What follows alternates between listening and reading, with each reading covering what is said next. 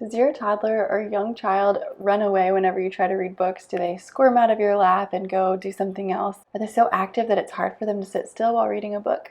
I'm going to share some strategies from the perspective of a speech language pathologist and a mama of 2 young boys, how you can use books to draw your child in by simplifying the wording in the books. Some books are really complex and they're targeted to young children, but they don't need to be so complex, especially if your child isn't quite talking yet or is just saying a couple words. So in this video, I'm going to show you how you can take any book and simplify it to adjust it to meet the needs of your child, where they're at in their stage of development. The main strategies I'm going to be focusing on in this video are research-based, and this is a free printable on my website at learnwithadrienne.com. And we're going to be using repetition today, point and say, sing-song voice, simplify, book strategies, modeling, and visuals. So you can grab this, you could print it out, put it on your fridge to just remind you of some different strategies that you could use in your home. So real quick, I'll walk you through 4 books. Some of these books are simple and some of them are more wordy. So I'll show you how you can simplify any type of book. Repetition is how we all learn new words, by hearing it over and over and over in different contexts, with different people, and in different situations. So by repeating words in books, you're really helping your child to understand and connect a word with an item or an object or an action. So this book is called The Sunflower Parable. It's a book that's geared a little bit towards older children, maybe like 3, 4, and 5, but you could still read this to a toddler. I read this to my 19-month-old son, and instead of reading all the words, which wouldn't really set him up for success because it's rather wordy for a little small child. So what I do is I focus on one picture in the book and one word that's repeated over and over throughout the book, and I just repeat it. That's simply all you do. So I would say sunflower, and then I would say sunflower, sunflower, sunflower, sunflower, and I would point to them as I do it. So that's the point and say strategy and repetition. So then I would just simply go sunflower, sunflower, and then we turn the page, and we're just looking for all the sunflowers and saying whenever we see them, sunflower, sunflower,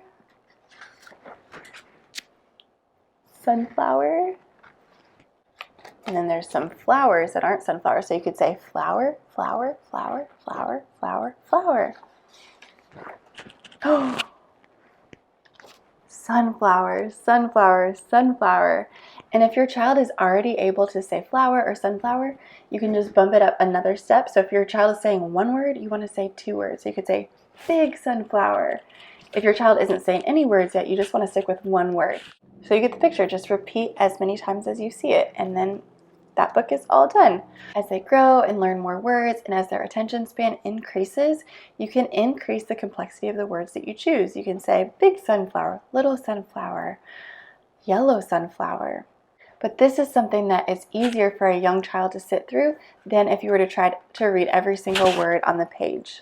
So by simplifying the words that you use, instead of reading a whole paragraph to your child where it says, the farmer promised him that he could plant anything he wanted, you're going to lose their interest really quickly if they don't understand all those words yet. Now, there is a time and a place to read the whole story to your child, maybe as they grow older, but you can still read the whole story to your child even if they're young, tiny baby. What I would recommend in that situation is have them doing something where they're occupied already, like in the bath or while they're eating. You could read the whole story to them, including all the words and all the long paragraphs, while they're occupied with something else, so they can at least be hearing a variety of words. But while they're sitting with you, if you're wanting to increase their attention span, just pick out a simple word that's repeated throughout the whole book and point that out to them over and over. The next book is Llama, Llama, Red Pajama, a super cute book. I love the rhyming and the flow of this book. The illustrations are precious, but it is a long book for a small child to sit through. So you could simplify it and focus on one core target word.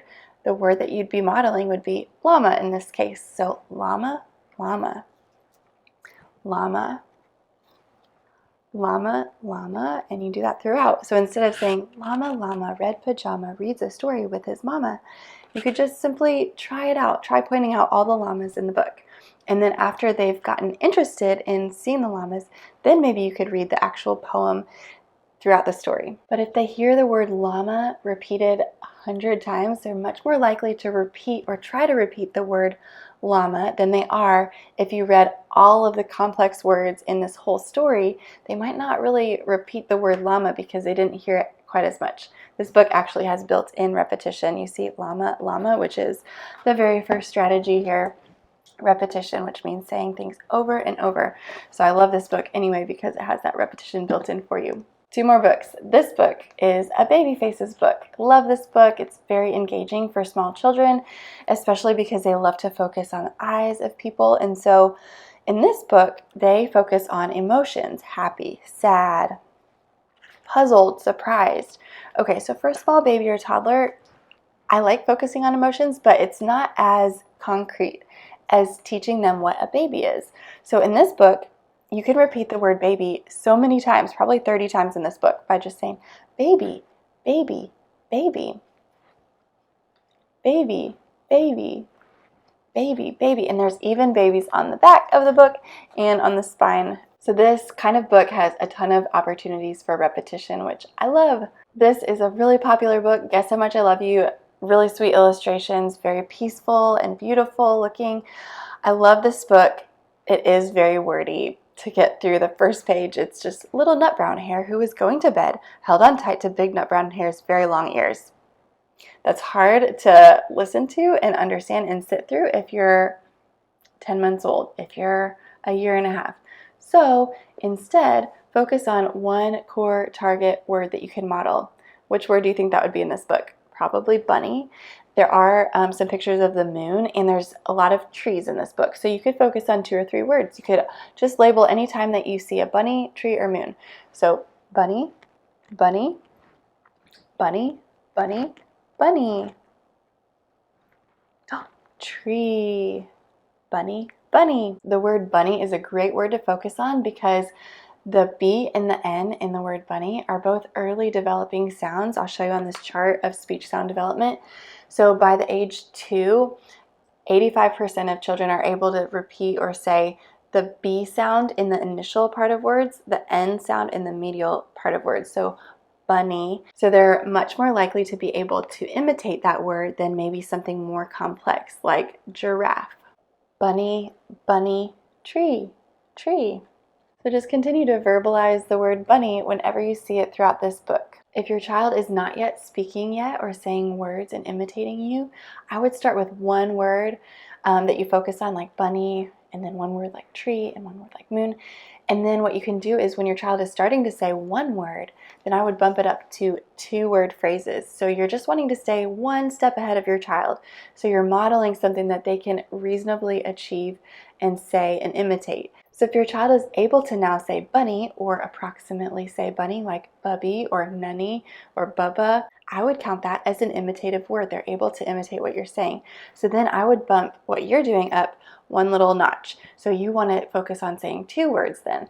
So if your child is able to say bunny when you point to the bunny, next time you can try adding a word to it. So you can describe the bunny.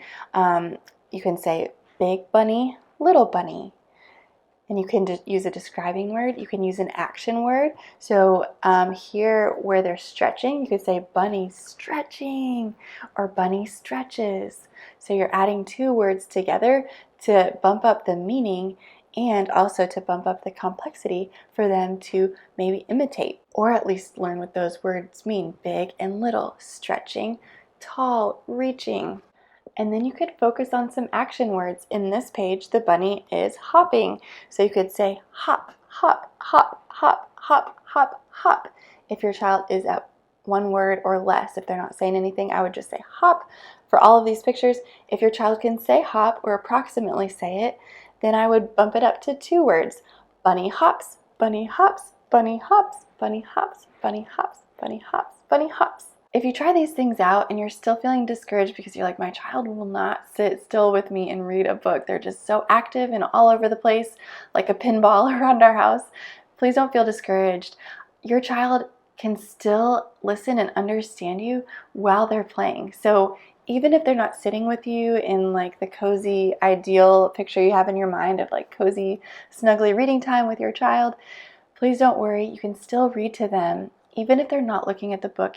Even if they're not looking at the picture, the words that they're hearing and that their brains are processing are going to benefit them long term because they're hearing a variety of words from you so that they can understand different words in different language. And even if they just come over for a second and look at the picture of the bunny and then they're off to something else, you can continue to do the repetition strategy like I mentioned earlier, and they're still hearing that and it's nourishing their brain, like they're benefiting from hearing those words and their brains are starting to make connections. I have several other videos like this where I teach you book strategies to break down different books and approach them in a new and fresh way to help your child learn a variety of words so that they can speak a variety of words eventually. And on those videos, I'll often get comments where people are wondering, how long are you reading books with your children? Like, what is the attention span supposed to be like? So what I like to recommend is Google attention span for a 19-month-old, for a 3.5-year-old, for a 5-year-old, and you'll learn that there's a range of attention spans for each age, and that might help you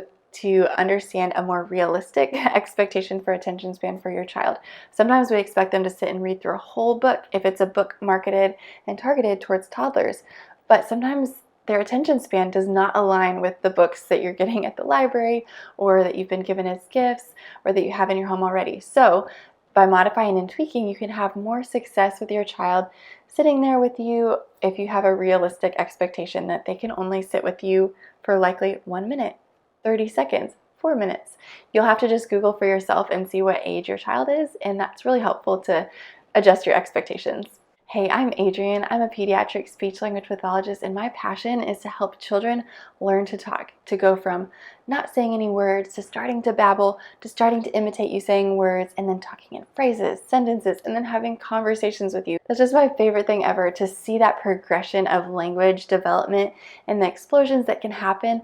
And so I want to equip you as parents or caregivers of toddlers and small children to understand how to help your children talk clearly, listen well, and gain life skills for their entire future. With communication being a top skill that employers are looking for in the job market as they grow up, and in relationships, communication is a two-way street. And so by setting our children up with a solid communication foundation from the start, you're really setting them up with a solid foundation of communication for their entire life. If your child isn't talking yet and you're concerned, I have a resource that I highly recommend for you. My online class takes you step by step from no words to babbling to talking in phrases, sentences, and then conversations with you.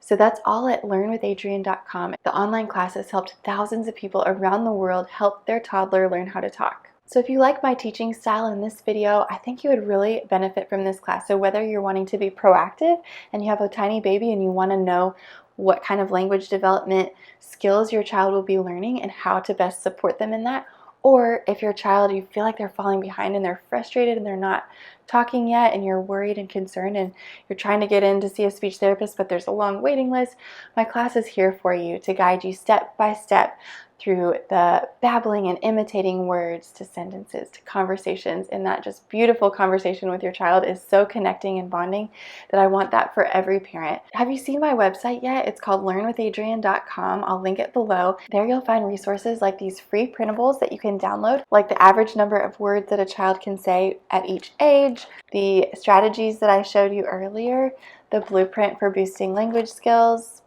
and then milestone checklists from birth to age 5.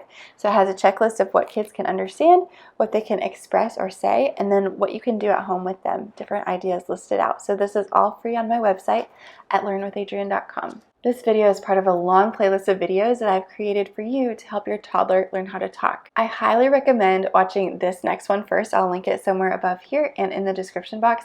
It's a simple bedtime routine that you can do with your child that helps them learn about 600 words or more per day, doing just a simple little tweak to your nighttime routine when you're about to lay them down. All right, that's it. Enjoy reading books with your children and be creative with it. You don't have to do it exactly like I did it. Just be creative, tweak the books to fit your child's needs, and let me know how it goes.